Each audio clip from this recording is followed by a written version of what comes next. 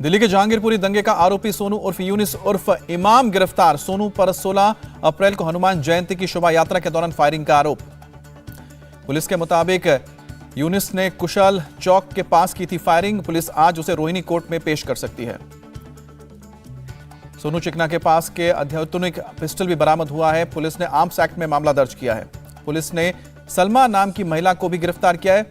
सोनू को गिरफ्तार करने गई पुलिस पर पथराव में शामिल थी सलमा। सोमवार को जहांगीरपुरी के कुशाल चौक पर हुआ था पथराव। इंस्पेक्टर सत्येंद्र खारी को लगी थी पत्थर से चोट। दिल्ली पुलिस ने स्क्रैप डीलर शेख हामिद को भी गिरफ्तार किया। हामिद पर हमले के दौरान बोतल सप्लाई करने का आरोप। जहांगीरपुरी दंगे के आरोपियों की धरपकड़ जारी है। दिल्ली पुलिस ने अब तक 25 दंगाइयों को गिरफ्तार किया, इनमें 2 नाबालिग शामिल। जहांगीरपुरी हिंसा के बाद 2 मुख्य आरोपी अंसार और असलम की पुलिस रिमांड 2 दिन के लिए बढ़ी। कोर्ट ने 4 और आरोपियों को भी जेल भेजा। दिल्ली पुलिस का बयान, जिस शोभा यात्रा के दौरान दंगा हुआ था उसकी नहीं ली गई थी अनुमति। सुबह और दोपहर के जुलूस की परमिशन थी। पुलिस ने जहांगीरपुरी में अमन कमेटी के सदस्यों के साथ किया पीस मार्च। लोगों से शांति बनाए रखने और अफवाह पर ध्यान नहीं देने की अपील की। दिल्ली पुलिस ने जहांगीरपुरी पुलिस स्टेशन में अमन कमेटी की बैठक की। सभी पक्षों से अफवाहों पर ध्यान न देने की अपील। जहांगीरपुरी में हिंसा वाली जगह पर पहुंची फॉरेंसिक टीम। मस्जिद और आसपास के इलाके में इकट्ठा किए सबूत की तलाश में जहांगीरपुरी मस्जिद के अंदर पहुंची फॉरेंसिक टीम। मस्जिद के आसपास के इलाके को किया गया सील। लोगों की आवाजाही पर रोक लगाई गई।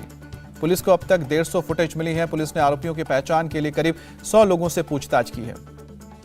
अंसार, असलम समेत जहांगीरपुरी के हिंसा के आरोपियों के मोबाइल की एक्सपर्ट जांच की जा रही है। व्हाट्सएप मैसेज ग्रुप और साथ ही टेलीग्राम ग्रुप को भी खंगाल दिया है।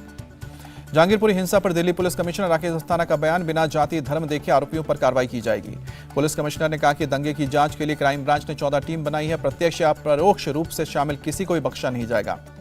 राकेश अस्थाना ने कहा कि मस्जिद में भगवा झंडा फहराने की खबर गलत है, ऐसी घटना नहीं हुई। राकेश अस्थाना के बयान के उलट एआईएमआईएम चीफ असदुद्दीन ओवैसी का दावा, मस्जिद पर धार्मिक झंडा लगाने की कोशिश हुई। ओवैसी का दिल्ली पुलिस पर सवाल, हथियार के साथ जुलूस निकाल रहा था, पुलिस चुप बैठी थी। ओवैसी ने जहांगीरपुरी हिंसा को बताया प्रायोजित, कहा कि सरकार चाहती तो दंगा नहीं होता। ओवैसी ने एक तरफा कार्रवाई का लगाया आरोप। अंसार को बताया बेगुनाह, कहा कि अंसार दंगा रोकने की कोशिश कर रहा था। विधायक आतिशी ने कहा कि बीजेपी दंगे कराने वाली पार्टी, आपकी शोभा यात्रा में नहीं हुई हिंसा, बीजेपी के आयोजन में हुआ दंगा। आतिशी ने कहा कि लूट और दंगा करने वाले बीजेपी के लोग, पुलिस की जांच में सच आएगा सामने। दिल्ली के स्वास्थ्य मंत्री सत्येंद्र जैन ने दिल्ली में कानून व्यवस्था ठीक नहीं होने की बात कही, लोगों से शांति बनाए रखने की appeal. NCP chief Sharad Pawar ने जहांगीरपुरी हिंसा की वजह बीजेपी और इससे जुड़े संगठन को बताया। हमने रामनवमी पर हमले पहले कभी किसी को हिंसा करते हुए नहीं सुना था। पीएफआई को बैन करने पर बोले शरद पवार, राजनीतिक दल के अलावा किसी भी अशांति पैदा करने वाले संगठन पर बैन करने पर नहीं करूंगा एतराज। दिल्ली में पीएफआई के अध्यक्ष परवेज अहमद ने दंगे को संघ परिवार की साजिश बताया। कहा कि बाकी राज्यों की तरह दिल्ली में भी मुस्लिम पर हुआ हमला। असम के सीएम हेमंत बिस्वा शर्मा का बयान, हमने केंद्र से पीएफआई और सीएफआई को प्रतिबंधित करने के लिए अनुरोध किया है। कर्नाटक के हुबली हिंसा के मामले में पुलिस ने एआईएमआईएम नेता इरफान नलवत्ताड़ को किया गिरफ्तार। इरफान की पत्नी है पार्षद। गुजरात के गिर सोमनाथ में एक दरगाह पर भगवा झंडा फहराने का मामला, पुलिस ने 30 लोगों को गिरफ्तार किया। बीजेपी अध्यक्ष जेपी नड्डा ने देशवासियों के नाम लिखी चिट्ठी, कहा कि विकास की राजनीति में हारे विरोधी दल विभाजनकारी पॉलिटिक्स को दे रहे हैं अंजाम। धर्म के नाम पर हुए हिंसा को लेकर बिहार सरकार अलर्ट। सीएम नीतीश कुमार की अपील, सभी लोग भाईचारा के साथ रहें। लाउडस्पीकर और माइक को लेकर यूपी के योगी सरकार का बड़ा आदेश। लाउडस्पीकर या माइक से किसी को परेशानी नहीं होनी चाहिए और आवाज परिसर के बाहर नहीं जाए। योगी सरकार के दिशा निर्देशों के मुताबिक नए धार्मिक स्थलों पर माइक नहीं लगेगी, साथ ही बिना किसी अनुमति के शोभा यात्रा या जुलूस नहीं निकाल सकेंगे। अलीगढ़ में लाउडस्पीकर लगाने की मांग पर बोले डीआईजी दीपक कुमार, कानून के आधार पर मिलेगी अनुमति। महाराष्ट्र में धार्मिक स्थलों पर लाउडस्पीकर के इस्तेमाल के लिए लेनी होगी स्थानीय प्रशासन से मंजूरी, नहीं तो कार्रवाई होगी, उद्धव सरकार का फैसला। महाराष्ट्र में लाउडस्पीकर मामले पर आज बैठक, गृह मंत्री की बैठक में अधिकारी और पुलिस ऑफिसर शामिल होंगे। ऑल इंडिया सुन्नी जमीयते उलेमा रजा अकादमी ने मुंबई पुलिस कमिश्नर को खत लिखा, उनसे मस्जिदों को अजान के समय लाउडस्पीकर की इजाजत देने की मांग की। महाराष्ट्र कांग्रेस प्रमुख नाना पटोले की राज्य सरकार से अपील, सांप्रदायिक तनाव बढ़ाने वाले नेताओं की रैली को बैन किया जाए। थाने कोर्ट से अब्दुल मतीन शेखानी को जमानत मिली, 15,000 के निजी मुचलके पर जमानत दी गई। बीजेपी नेता मोहित कंबोज ने महाराष्ट्र सरकार के फैसले का स्वागत किया। मस्जिदों की तरह मंदिरों पर लाउडस्पीकर की मंजूरी मिलने की उम्मीद जताई। सीएम शिवराज सिंह चौहान ने खरगोन दंगा पीड़ित शिवम के पिता से मुलाकात की, हर संभव मदद का भरोसा दिया। हिंसा के दौरान जख्मी हुआ था शिवम। पीएम मोदी के गुजरात दौरे का आज दूसरा दिन। प्रधानमंत्री आज बनासकांठा में बनास डेयरी संकुल में कई विकास परियोजनाओं की आधारशिला और उद्घाटन करेंगे। बनासकांठा में नया डेयरी परिसर और पोटैटो प्रोसेसिंग संयंत्र 600 करोड़ रुपए से अधिक की लागत से बनाया गया है। नए डेयरी परिसर में हर रोज करीब 30 लाख लीटर दूध की प्रोसेसिंग की जाएगी। डेयरी प्लांट में करीब 80 टन मक्खन, 1 लाख लीटर आइसक्रीम भी बनाई जाएगी। 20 टन खोया और 6 टन चॉकलेट का उत्पादन होगा। पीएम मोदी आज जामनगर में WHO globe centre for traditional medicine की भी आधारशिला रखेंगे। कार्यक्रम में मॉरिशस के प्रधानमंत्री प्रविंद कुमार जुगन्नाथ भी शामिल होंगे। WHO के पारंपरिक औषधियों के वैश्विक केंद्र की आधारशिला भी रखेंगे प्रधानमंत्री। WHO महानिदेशक से चर्चा करेंगे। पीएम मोदी गांधीनगर के विद्या समीक्षा केंद्र में ऋषि वेद व्यास को श्रद्धांजलि अर्पित की। स्कूल के कमांड एंड कंट्रोल सेंटर का भी दौरा किया। विद्या समीक्षा केंद्र में पीएम मोदी ने छात्रों से बातचीत की, विकास का मंत्र भी दिया। पीएम मोदी 29 अप्रैल को बेंगलुरु में 3 दिवसीय सेमिकॉन इंडिया सम्मेलन का उद्घाटन करेंगे। इलेक्ट्रॉनिक्स और IT मंत्रालय ने जानकारी दी। गुजरात के अधिकांश शहरों में स्मार्ट सिटी का पूरा हुआ काम। 100 में से 80 स्मार्ट शहरों में कमांड एंड कंट्रोल सेंटर। केंद्रीय मंत्री हरदीप सिंह पुरी का बयान। पीएम मोदी 21 अप्रैल को लाल किला से करेंगे संबोधित। गुरु तेग बहादुर के 400वें प्रकाश उत्सव पर पीएम का संबोधन। राजकोट में मॉरिशस के पीएम का किया गया जोरदार स्वागत। लोगों ने बरसाए फूल। स्वागत में कई कार्यक्रम का आयोजन हुआ। मॉरिशस के पीएम प्रविंद जुगन्नाथ राजकोट में सांस्कृतिक कार्यक्रम में भी शामिल हुए। केंद्रीय मंत्री सर्बानंद सोनोवाल मौजूद थे। 14 से 16 मई के बीच चिंतन शिविर का आयोजन कर सकती है कांग्रेस। राजस्थान में हो सकता है आयोजन। 2024 लोकसभा चुनाव और गुजरात, हिमाचल, कर्नाटक, मध्य प्रदेश और छत्तीसगढ़ में चुनाव को देखते हुए कांग्रेस में बड़े बदलाव के संकेत। आखिरी बार 2013 में लगा था कांग्रेस का चिंतन शिविर। कांग्रेस अध्यक्ष सोनिया गांधी के घर पार्टी नेताओं की बैठक हुई। गुजरात, हिमाचल, कर्नाटक, राजस्थान, मध्य प्रदेश और छत्तीसगढ़ में आगामी चुनाव को लेकर चर्चा हुई।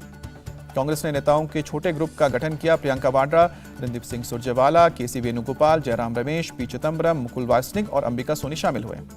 सोनिया गांधी से मिली PDP chief Mehbooba Mufti. Article 370 हटने के बाद पहली बार दोनों की मुलाकात हुई। प्रशांत किशोर के कांग्रेस में शामिल होने की खबर पर नीतीश कुमार ने प्रतिक्रिया देने से इनकार किया। हर कोई अपना राजनीतिक फैसला करने के लिए स्वतंत्र कहा। लखीमपुर हिंसा केस में आशीष मिश्रा को सुप्रीम कोर्ट से बड़ा झटका। सुप्रीम कोर्ट ने रद्द की जमानत। सुप्रीम कोर्ट ने आशीष मिश्रा को 1 हफ्ते के भीतर आत्मसमर्पण करने को कहा। इलाहाबाद हाईकोर्ट का फैसला रद्द हुआ। आशीष मिश्रा पर सुप्रीम कोर्ट के फैसले का संयुक्त किसान मोर्चा ने स्वागत किया। किसानों का न्याय व्यवस्था पर कायम हुआ भरोसा। सुप्रीम कोर्ट के फैसले के बाद कांग्रेस का सवाल पूछा, क्या पीएम मोदी अब अजय मिश्रा को मंत्रिमंडल से बाहर कर रहे हैं? ओबीसी ने पूछा सवाल, क्या आशीष मिश्रा की संपत्ति पर बुलडोजर चलाएगी यूपी सरकार? लेफ्टिनेंट जनरल मनोज पांडे होंगे 29वें सेनाध्यक्ष। इस पद पर पहुंचने वाले पहले इंजीनियरिंग ऑफिसर बने। INS विक्रांत के लिए जमा फंड को लेकर बोली बीजेपी नेता किरीट सोमैया, मुझे यकीन है कि सच सामने आएगा। अलीगढ़ की सपा नेता रूबीना खानम का भड़काऊ बयान, मुस्लिम समुदाय को छेड़ने की कोशिश ना करें, नहीं तो मंदिरों के सामने महिलाएं पढ़ेंगी कुरान। केंद्र ने केरल सरकार को लिखी चिट्ठी, कोरोना से बचाव के लिए जरूरी कदम उठाने और समय पर डेटा भेजने का निर्देश दिया। हरियाणा सरकार बढ़ते कोरोना केस के बाद अलर्ट। दिल्ली से सटे गुरुग्राम, फरीदाबाद, सोनीपत और झज्जर में मास्क पहनना अनिवार्य बताया। दिल्ली के स्वास्थ्य मंत्री सत्येंद्र जैन ने माना कोरोना के बढ़ रहे हैं केस, कहा कि अभी काबू से बाहर नहीं है स्थिति। बिहार में बढ़ रहे corona case, CM Nitish Kumar की लोगों से कोविड टेस्ट कराने की अपील। चीन के शंघाई में कोरोना से 3 लोगों की मौत। लगातार तीसरे हफ्ते पूरे शहर में लॉकडाउन बरकरार। छत्तीसगढ़ के धमतारी में आंगनवाड़ी केंद्र में छत का टाइल्स गिरा। हादसे में 4 बच्चे घायल हुए।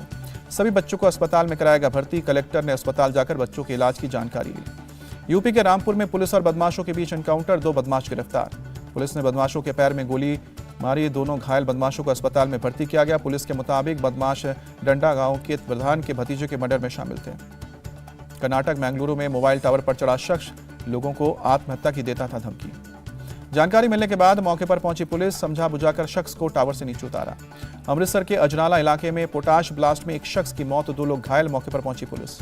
पंजाब के लुधियाना में प्लास्टिक फैक्ट्री में लगी भीषण आग, हादसे में 2 लोग झुलसे। मौके पर पहुंची दमकल विभाग की टीम कड़ी मशक्कत के बाद आग पर काबू पाया। प्लास्टिक होने की वजह से आग बुझाने में हुई परेशानी। वडोदरा पुलिस ने तेल चोरी करने वाले गिरोह के 3 सदस्यों को पकड़ा। तेल टैंकर में नली डालकर देर तक चोरी करते थे। कीव में रूस मिसाइल के अटैक से अमेरिका और यूरोपीय देशों से भेजे गए हथियार तबाह हुए। रूस की डिफेंस मिनिस्ट्री का दावा। 6 दिन पहले अमेरिका और यूरोप के ओर से दिए गए थे हथियार। रूस का दावा, यूक्रेन के 84 मिलिट्री टारगेट्स को निशाना बनाया गया। यूक्रेन के क्रामोटस्क में रॉकेट हमले के बाद सड़क पर हुआ बड़ा गड्ढा, एक स्कूल की बिल्डिंग को नुकसान पहुंचा। शेलिंग से खार्किव में 3 लोगों की मौत, 3 घायल। घर से बाहर पानी लेने गई थी महिला। रूस की डिफेंस मिनिस्ट्री ने यूक्रेन में लड़ रही यूनिट्स का जारी किया video. Iskander M ballistic missile के अलावा Ka-52 अटैक हेलीकॉप्टर्स का वीडियो जारी किया। यूक्रेन की पैरामिलिट्री फोर्स ओजोव ने मारियोपोल का एरियल वीडियो भी जारी किया, कहा कि हमारी लड़ाई जारी है। यूक्रेन की डिफेंस मिनिस्ट्री के प्रवक्ता का बयान, कहा कि पूर्वी यूक्रेन में ऑपरेशन की तैयारी में है रूस। इटली में ग्रीन पीस के वर्कर्स ने रूसी ऑयल टैंकर पर लिखा पीस नो ऑयल। रूसी शिपिंग कंपनी का है ऑयल टैंकर। मारिउपोल में 24 फरवरी से फंसे 14 बुल्गारियन नाविक पहुंचने अपने देश, प्रधानमंत्री ने स्वागत किया। श्रीलंका में राष्ट्रपति गोटाबाया राजपक्षे ने नए कैबिनेट का गठन किया, 17 मंत्रियों ने शपथ ली। आईपीएल में राजस्थान रॉयल्स की चौथी जीत, कोलकाता को 7 रनों से हराया, पॉइंट्स टेबल में दूसरे नंबर पर। राजस्थान रॉयल्स ने पहले बल्लेबाजी करते हुए 218 रन का टारगेट दिया। कोलकाता नाइट राइडर्स 19.4 ओवर में ही 210 रन पर ढेर हो गई। कोलकाता की तरफ से श्रेयस अय्यर ने 85 रन की पारी खेली। एरॉन फिंच ने 28 गेंद में ताबड़तोड़ 58 रन बनाए। राजस्थान की जीत में युजवेंद्र चहल की हैट्रिक, कोलकाता के 5 खिलाड़ियों को पवेलियन भेजा, चहल बने player of the match. IPL में आज लखनऊ सुपर जायंट्स और रॉयल चैलेंजर बैंगलोर का मुकाबला, शाम को 7:30 बजे मैच। इंडिया टीवी हर वक्त हर जगह डाउनलोड करने के लिए सर्च करें India TV news Google play store या ऐप स्टोर पर।